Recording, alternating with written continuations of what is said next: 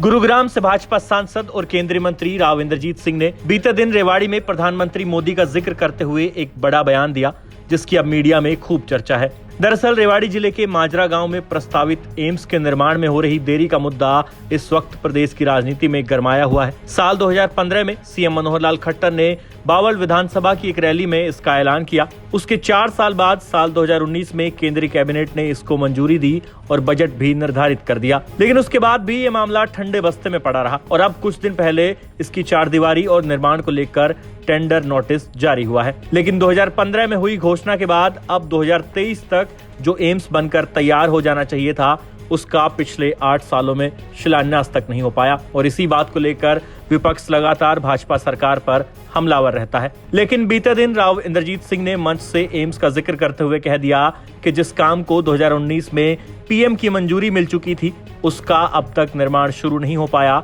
इसका मतलब कहीं तो कुछ गड़बड़ है। राव इंद्रजीत सिंह इतने पर ही नहीं रुके, उन्होंने परिसीमन में दक्षिणी हरियाणा के 4 हलकों को खत्म करने का भी अपने भाषण में जिक्र किया और कहा कि इस इलाके को कमजोर करने के लिए ये कदम उठाए गए थे, जिसका एहसास पुराने लोगों को तो है, लेकिन वो चाहते हैं कि नौजवानों को भी इसका एहसास होना जरूरी है। कुल मिलाकर ये कहा जा सकता है कि राव इंद्रजीत सिंह एक बार फिर खुलकर अपने मन की बात रखने वाले अपने पुराने अंदाज में लौट आए हैं और पार्टी लाइन की परवाह किए बिना वो सीधा अपनी सभा में आई जनता से खुलकर संवाद करने में इस वक्त ज्यादा दिलचस्पी दिखा रहे हैं। अंत में आपको उनका एम्स को लेकर दिया बयान और परिसीमन की पीड़ा बयां करता ये भाषण सुनाते हैं, जिसके बाद आप खुद तय करें कि आखिर राव साहब के दिमाग में आजकल क्या चल रहा है और आगामी चुनाव में उनका रुख किस ओर रहेगा।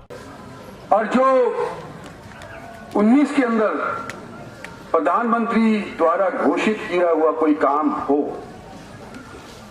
और 23 तक वो संपन्न ना हो, तो कुछ तो गड़बड़ हुई होगी ना। तो 4 साल बाद क्यों देखे लोग? सबसे पहले तो ये कि फॉरेस्ट वालों ने अपनी टांग अड़ा दी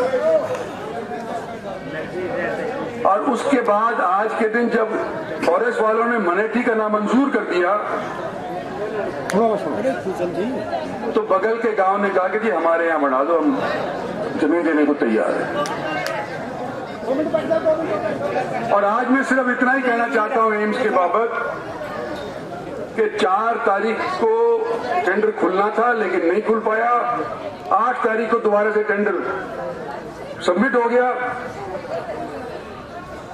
24 नवंबर तक, इसी महीने तक ये खुल जाएगा।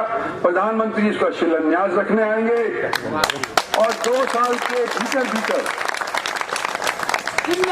सबसे बढ़िया 22 एम्स है हिंदुस्तान के अंदर जो बनने जा रहे हैं। हमारा लास्ट में मंजूर हुआ था 22 एम्स में सबसे बेहतर अगर कोई एम्स बनेगा तो 210 एकड़ वाली मनेठी की माजरा की जमीन के अंदर बनेगा। ये मैं आपको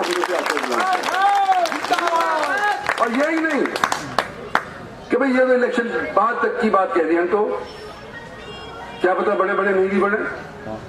मैं आज साथ साथ यूं भी कह रहा हूं कि जिस दिन प्रधानमंत्री इसका शिलान्यास रखेंगे उसके हफ्ते भर भीतर का काम चालू हो जाएगा।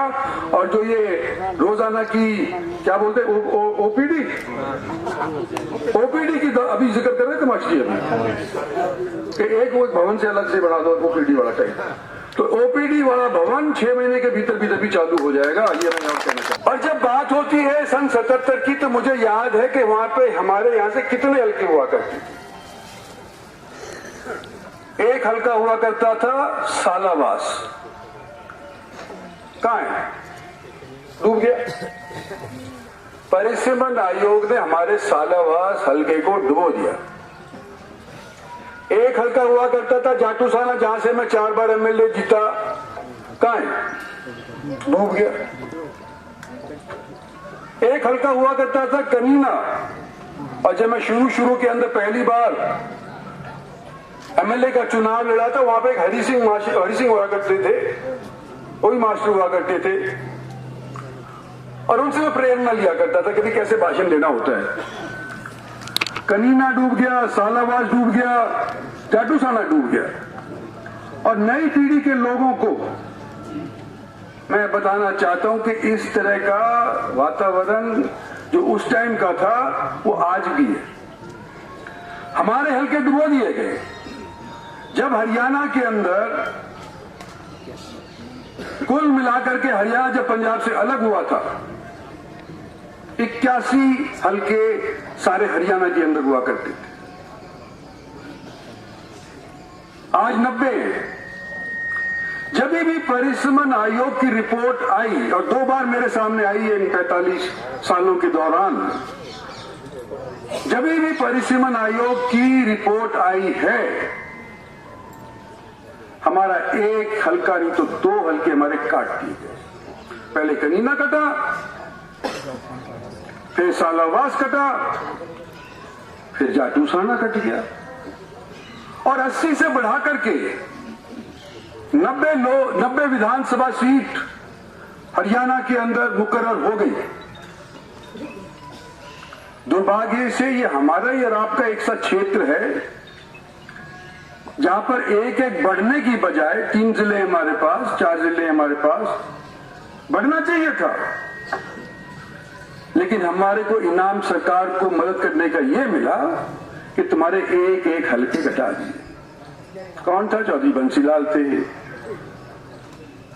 कौन था उस टाइम के ऊपर चीफ मिनिस्टर? ओम प्रकाश जी चौटाला हुआ करते थे। कौन था उसके बाद जब जाटूसाना गया? हुड्डा साहब हुआ करते थे। यह मैं कोई नई बात नहीं बता रहा। मेरी उम्र के लोगों को या 50 बरस के जो हैं उनको पता है, लेकिन जो नई पीढ़ी उनको नहीं पता। और आज मैं आपको यूं कहना चाहता हूं कि हमको, अगर हम संगठित नहीं रहे, अगले परिसीमन के अंदर एक और हमारा विभाजन कर दिया जाएगा। लोकसभा के क्षेत्र 3 जगह हमारे को इस क्षेत्र को बांट दिया गया। महेंद्र दादरी हो गया, गुड़गांवा मेवात हो गया, और ये यहां से एमएलए साहब हैं, ये रोहतक में चला गया। ये सारा का सारा खेल तो हमारे को कमजोर करने के लिए हुआ था, पड़ गया उल्टा। आज के दिन जितना प्रभाव हमारे 3 हल्कों के अंदर, 4 हल्कों के अंदर लोकसभा के अंदर है, एक जगह अगर हम सीमित रह जाते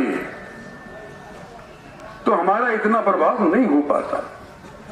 और आज मैं यूं कह रहा हूं कि लोकसभा में भी आपका योगदान हाथ जोड़ जोड़ करके लोग मांगेंगे, विधानसभा के अंदर भी आपका योगदान लोग हाथ जोड़ जोड़ करके मांगेंगे।